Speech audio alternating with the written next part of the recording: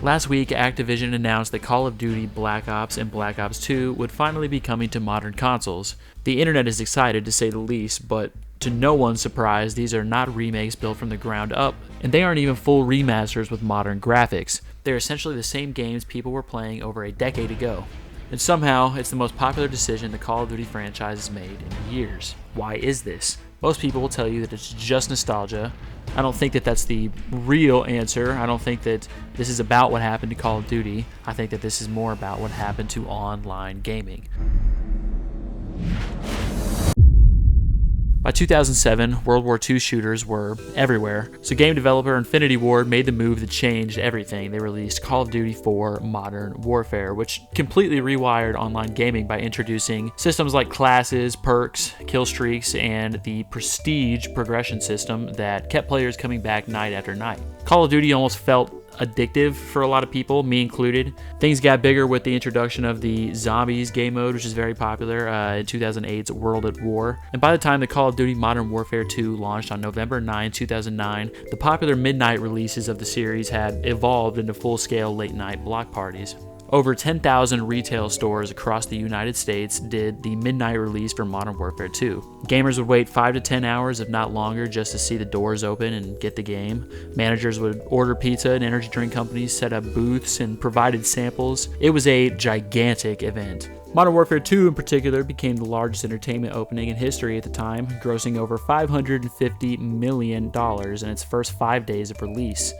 People were over the moon to finally get their hands on the sequel to their favorite first-person shooter. The game even followed the same characters, acting like a Hollywood movie sequel. Call of Duty by this point was a household name, but it wasn't all due to positive press. The game became notorious for its no Russian campaign mission, specifically for the mission's depiction of a mass airport massacre. It made the news and worried parents all over the world, but the game still managed to dominate the culture. You see, back in 2009, things were obviously much different. Social media was not at all what it used to be. Kids weren't spending time on things like Instagram and Snapchat yet. Their internet time went toward, things like YouTube, which I will come back to in a second. I'm sure a lot of you who are watching this video, if you played these games growing up like I did, remember how big of a deal all of this was, especially sitting at the lunch table. I mean, the conversations were endless. We would even play Call of Duty in real life when we were at recess, which I'm sure never scared any of the teachers.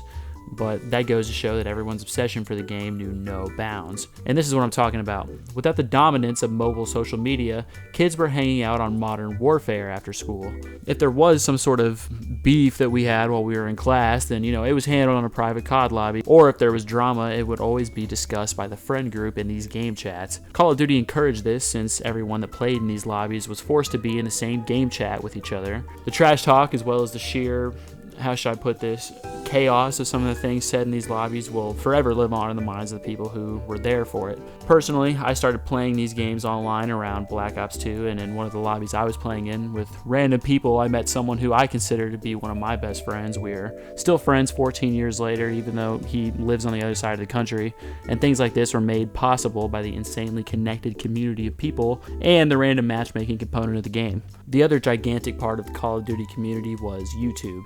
The game essentially birthed the gaming side of the video sharing platform. The amount of views that Call of Duty related content brought in around this time are absolutely insane to look back on. People weren't just playing the game, they were logging onto YouTube to watch others play it as well. The games gave rise to trick-shotting clan cultures like FaZe and Optic, and also to different commentary channels. Map layouts like Rust, Terminal, and High Rise became legendary backdrops. There are so many different Call of Duty YouTubers I could talk about that made an entire career off of this game. But it's safe to say that Call of Duty wasn't just a game anymore. It had become the internet's biggest stage. The franchise wasn't looking to slow down either, releasing Call of Duty Black Ops 1 in 2010. The game came from World at War developers Treyarch. This allowed for a somewhat different flavor to the experience of the game, while still keeping what everyone loved about the modern warfares. Call of Duty Black Ops 1 clearly still had the culture in a chokehold. It was followed by Black Ops 2 in 2012, which only made their dominance that much stronger.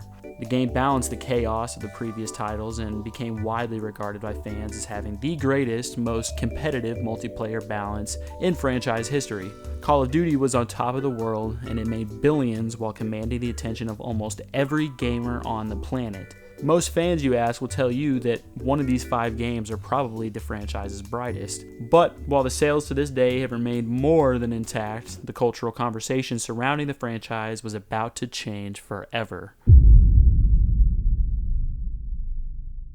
Call of Duty Ghosts was released on November 5th, 2013.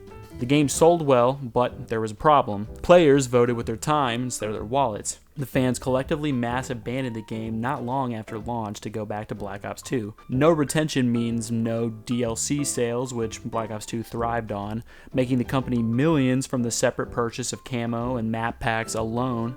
And for the first time, Activision could see that sales by themselves didn't mean the community was happy. This completely terrified them as a company. At the same time, the gaming industry was evolving. A group of ex-COD developers had created their own shooter called Titanfall, which was to be released and soon feature more fast-paced mechanics and gameplay with things like wall running and the oh-so-famous double jump. This all fed into the growing belief at Activision that the franchise needed to be a high-speed, futuristic shooter to keep up. So, Call of Duty started chasing the future. 2014 release Advanced Warfare added exosuits, boosting, dashing, and rooftop movement to the gameplay. On top of this, Infinity Ward and Treyarch both decided to forego the iconic progression systems, like leveling up to unlock a gun or grinding for a camo. Instead, they implemented a now notorious loot box system called supply drops. Now, these supply drop boxes, they didn't just put cosmetic items in these boxes, like skins and stuff. They hid objectively superior, overpowered weapons behind a literal slot machine. And this decision would go on to impact the company later on. The organic dopamine loop shifted from earning it in-game to getting lucky or spending more money. Black Ops 3 the following year continued the trend. And Infinite Warfare in 2016 pushed it so far that its reveal trailer became one of the most disliked videos on YouTube. The issue wasn't just that the games were futuristic, it was that for many longtime players, Call of Duty no longer felt like Call of Duty. After the extreme public backlash to Infinite Warfare, Activision frantically shifted strategies, but each attempt further eroded the community's trust. The next release, Call of Duty World War II in 2017, tried to go back to boots on the ground, but it didn't fully restore the feeling. Then Black Ops 4 cut the campaign entirely and chased the Battle Royale trend with Blackout, because by then Fortnite had become the new center of gaming. Maybe the biggest change wasn't happening inside Call of Duty at all. Gaming itself was becoming fragmented. For years, Call of Duty had been the place your friends met after school. Now, everyone had somewhere different to be. Fortnite, Minecraft, Apex Legends, Roblox, GTA Online, Valorant.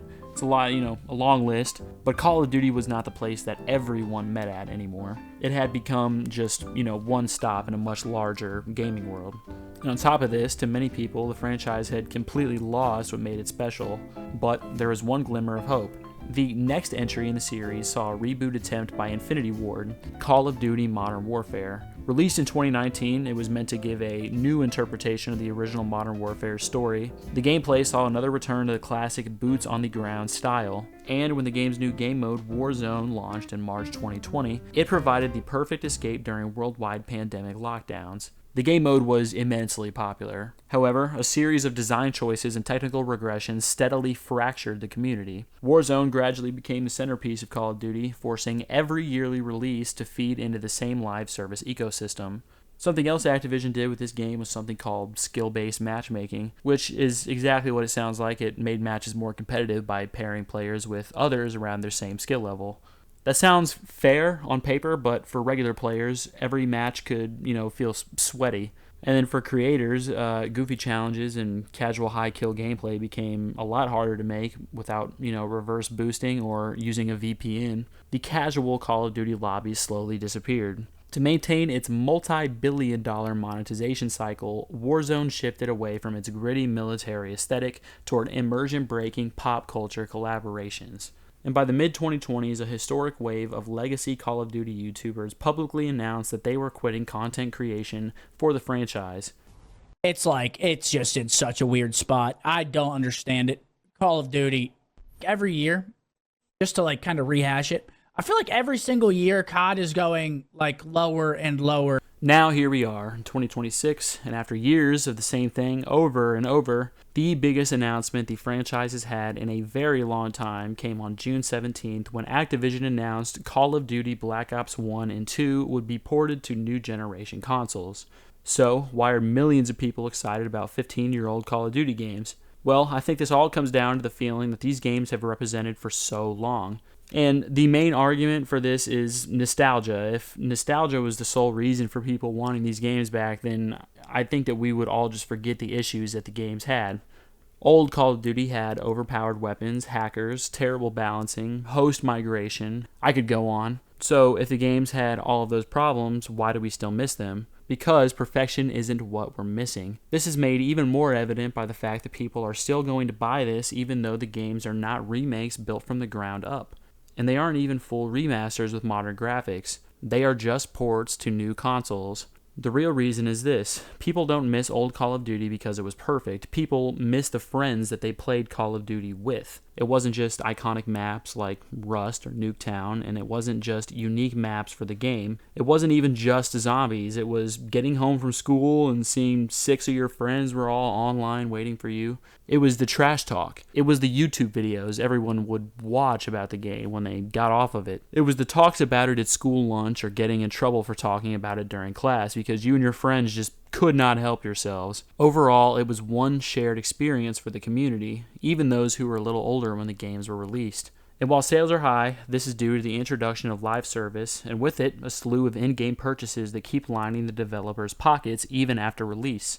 The new announcement about the releases of the Black Ops 1 and Black Ops 2 ports show just how much the fans want the old days back. Even if Activision came out with the perfect Call of Duty tomorrow, they can't recreate being 13, they can't recreate the lunchroom conversations, and I'll say it for a millionth time, they cannot recreate the one unified gaming community. That is gone now. And maybe that's why these ports have created so much excitement, not because Black Ops 2 was the perfect game, but because it represents the last time a lot of us remember the gaming community feeling that united. Before everyone scattered to different games. Before live service became the standard. Before party chats turned into Discord servers. Before growing up meant trying to, coordinate schedules instead of simply getting online after school. Maybe people aren't really nostalgic for Black Ops 1 and 2, they're nostalgic for the last time gaming felt like that. And let me know in the comments, you guys agree, disagree with my take on this. And if you've got an idea for a video that you'd like to see, then, drop it in the comment section. That does help me a lot. I would love to make videos about whatever it is that you guys want to see. And if you could also like this video, that does help me a lot. And if you would like to see more videos like this on a weekly basis, then go ahead and subscribe. And I will catch y'all next time.